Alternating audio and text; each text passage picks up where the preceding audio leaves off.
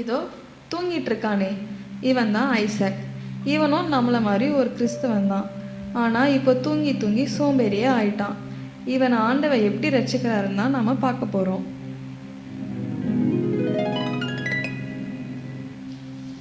டேய் ஐசே ஐசே எந்திரா, விடிஞ்சு 4 மணி நேரம் ஆச்சுல்ல, சர்ச்சுக்கு போகணும்ல. சும்மா ஐஸ் ஐஸ்ன்னு கூப்பிடாதுமா, பொம்பளை பேர் மாதிரி இருக்கு.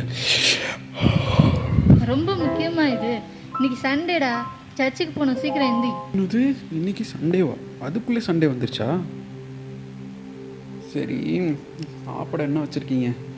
பல்லே விளக்கல, அதுக்குள்ளே சாப்பாடா? தடி மாடே. பல்லுலாம் யார் தேய்ச்சிட்டு சாப்பிட்றா இப்போல்லாம்?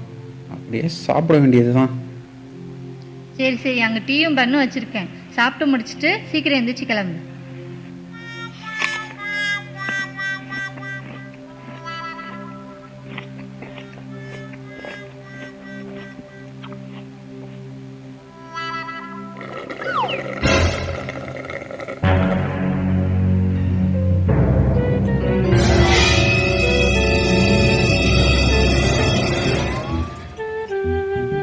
டேய் எருமை மாடு, இன்னும் மட தூங்கிட்டு இருக்க, சீக்கிரம் கிளம்புடா.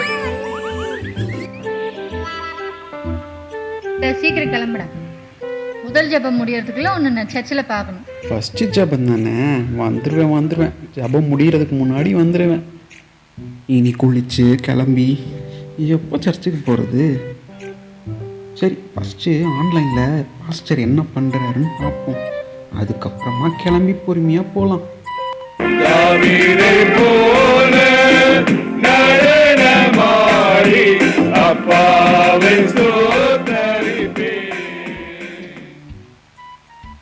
இப்போதான் ஆராதனை போயிட்டுருக்கு. இதுக்கு அடுத்து பிரசங்கம் எப்படியும் ஒரு 45 நிமிஷம் ஆகும். அதுக்குள்ளே ஒரு சின்னதாக ஒரு தூக்கத்தை போட்டு பொறுமையாக கிளம்பி போனால் கடைசி ஜெபம் முடிகிறதுக்கு முன்னாடி எப்படியும் அங்கே போய் தலையை காமிச்சிடலாம். அப்புறம் எல்லோரும் நம்ம சர்ச்சுக்கு வந்துட்டோம்னு நம்பிடுவாங்க. சரி, அப்படியே வச்சுட்டு தூங்குவோம் கொஞ்ச நேரம். தூங்கிட்டு இருந்த நம்ம ஐசக்கு இப்போ கனவு உலகத்துக்குள்ள போகிறான்.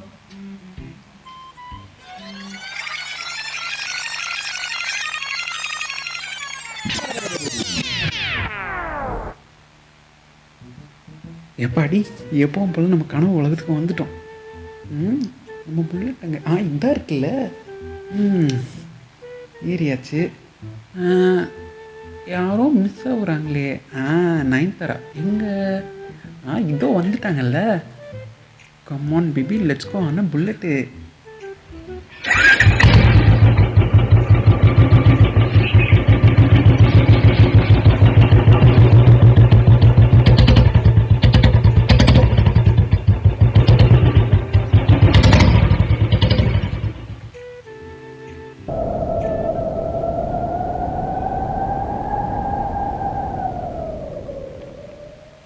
எங்கே போகிற? என்ன எங்கே என் புல்லட்டுங்க?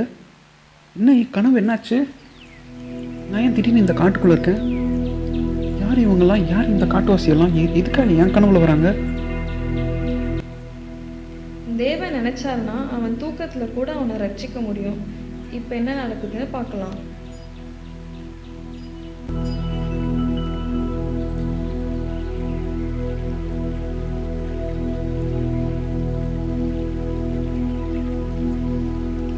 இதோ ஐசக் கனவுல பார்க்குற அவர் தான் மிஷனரி ஜான் ஜி பேட்டன்.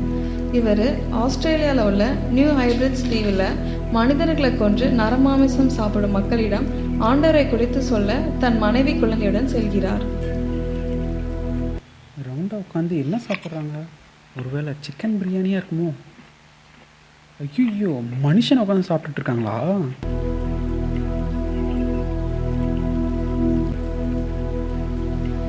நாகரிகம் என்ன என்பதை அறியாத அந்த மக்கள் ஜான் ஜி பேட்டனையும் அவருடைய மனைவியையும் விரட்டி அடிக்கிறார்கள்.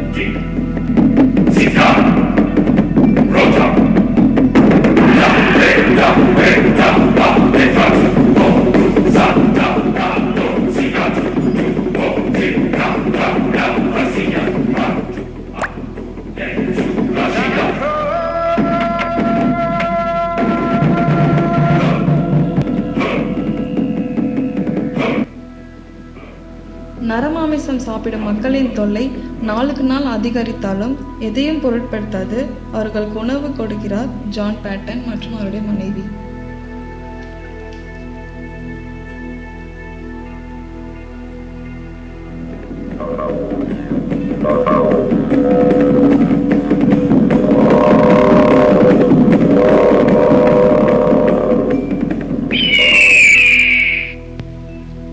ஒரு நாள் இரவில் ஜான் ஜி பேட்டனின் மனைவி விஷ காய்ச்சலால் மிகவும் துன்பப்பட்டு இறந்து போகிறார்.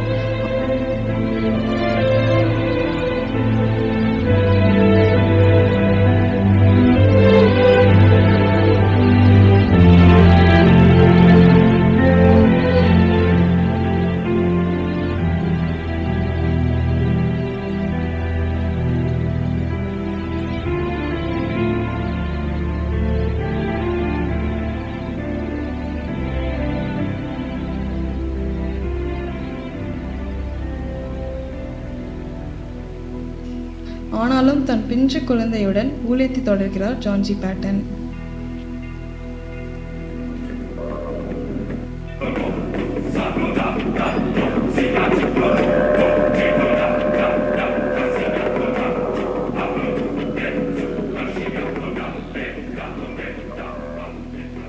பின்பு ஒரே வாரத்தில் தனது குழந்தையும் இறந்துவிட்டது. தன் கையாலே தன் குழந்தையும் குழி தோண்டி புதைக்கும் கொடூரத்துக்கு உள்ளானார் ஜான் ஜி பேட்டன்.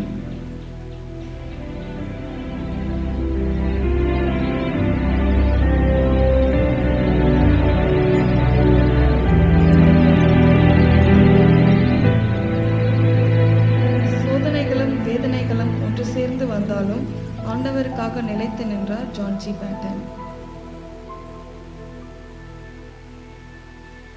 எதை பற்றியும் கவலைப்படாமல் ஆடி பாடி கொண்டிருந்த அந்த மக்களின் நடுவில் திடீர் பஞ்சம் ஏற்பட்டது. மழையும் இல்லை, எங்கு தேடியும் தண்ணீரும் கிடைக்கவில்லை.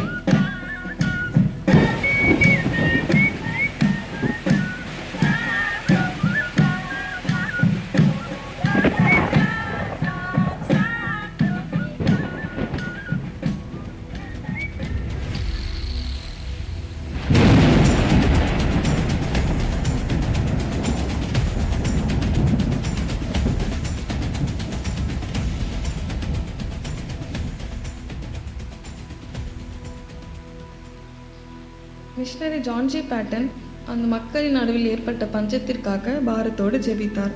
அப்பொழுது ஆண்டவர் அவருக்கு கொடுத்த ஞானத்தினால் ஒரு கிணறு வெட்டினார். அதை கண்ட அந்த மக்கள் பூமியின் அடியிலிருந்து மழை பெய்கிறது என்றார்கள்.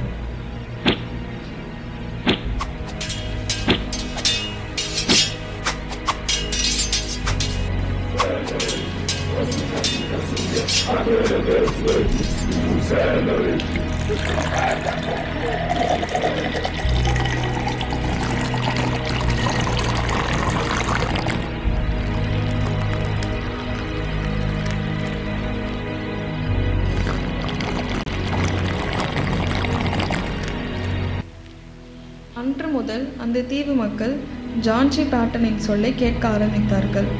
ஆண்டவர் தான் மெய்யான தேவன் என்பதை அவர்களுக்கு எடுத்து கூறினார். அவரை கிறிஸ்துவுக்குள் வழி நடத்தினார் ஜான் ஜி பேட்டன்.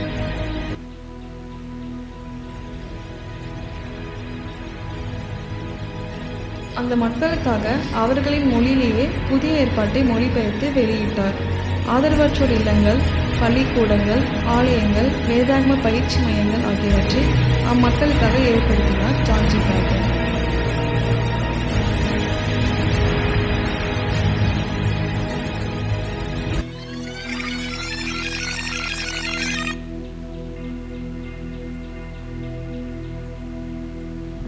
பாருங்க ஃபர்ஸ்ட் நான் அப்பமே சொன்னல இவன் வீட்டில் தான் இருப்பான்னு. சொன்ன மாதிரி வீட்டில் தான் இருக்கானா? இவன் சர்ச்சுக்கு கூட வரல. நீங்க தான் எப்படியாவது இவனை திருத்தி நல்வழி கொண்டு வரணும். என்னாச்சு ஐசக் உனக்கு? ஏன் சர்ச்சுக்கு வர மாட்ற? ஆண்டரை விட்டு வழி விலகி நீ தூரமா போறியே. இல்லை பாஸ்டர்மா, நீங்கள் சொல்கிற மாதிரி நான் கெட்டவனாக தான் இருந்தேன். ஆனால் இந்த நிமிஷத்துலேருந்து நான் அப்படி இருக்க மாட்டேன். ஏன்னா நான் இப்போ படுத்த இந்த கொஞ்ச நேரத்தில் எனக்கு ஒரு கனவு வந்தது. அந்த கனவில் நான் நிறைய விஷயங்கள் பார்த்தேன். அதெல்லாம் பார்க்கும்போது என் வாழ்க்கையில் ஒரு பெரிய மாற்றம் ஏற்பட்டிருக்கு பாஸ்டர்மா. அப்படியான நீ கனவுல பார்த்த? எதனால உன்கிட்ட இந்த மாற்றம்? ஆமாம் பாஸ்டர்மா, நான் ஒரு மிஷினரியை என் கனவில் பார்த்தேன். அவர் நரமாமிசம் சாப்பிட்றவங்க மத்தியில் போயிட்டு எப்படி ஊழியம் செஞ்சார், அவர் குடும்பத்தெல்லாம் இழந்து எவ்வளோ கஷ்டப்பட்டாருன்றதை நான் அப்படியே என் கண்ணு முன்னாடி பார்த்தேன். அதை பார்க்கும்போது என் மனசே உடஞ்சி போச்சு. ஆண்டவர் உன் வாழ்க்கை குறித்து ஒரு நோக்கம் வச்சிருக்காரு. அதை உனக்கு புரிய வைக்க தான் இன்னைக்கு உன் கனவுல ஒரு மிஷினரியோடைய வாழ்க்கையை உனக்கு காட்டியிருக்காரு. இது போல கிராம்ஸ்டெயின்ஸ், தேவ சகாயம் பிள்ளை, இப்படி எத்தனையோ மிஷினரிகள் ஆண்டவருக்காக இரத்த சாட்சியாக மரிச்சிருக்காங்க. இனிமே வாலிபனாகிய நீ ஆண்டவருக்காக என்ன செய்ய போற? நானும் என் வாழ்க்கையில் கண்டிப்பாக நான் ஏதாவது செஞ்சாகணும் பாஸ்டர்மா. எப்படி ஐசாக்கின் வாழ்க்கையை குறித்து ஆண்டவர் ஒரு தேவ திட்டத்தை வைத்திருக்கிறாரோ, அதே போல் வாலிபர்களாகிய உங்களை குறித்தும் ஆண்டவர் ஒரு திட்டம் வைத்திருக்கிறார். உங்கள் வாழ்க்கையை அவர் சித்தத்துக்கு நேராக ஒப்பு கொடுப்போம்.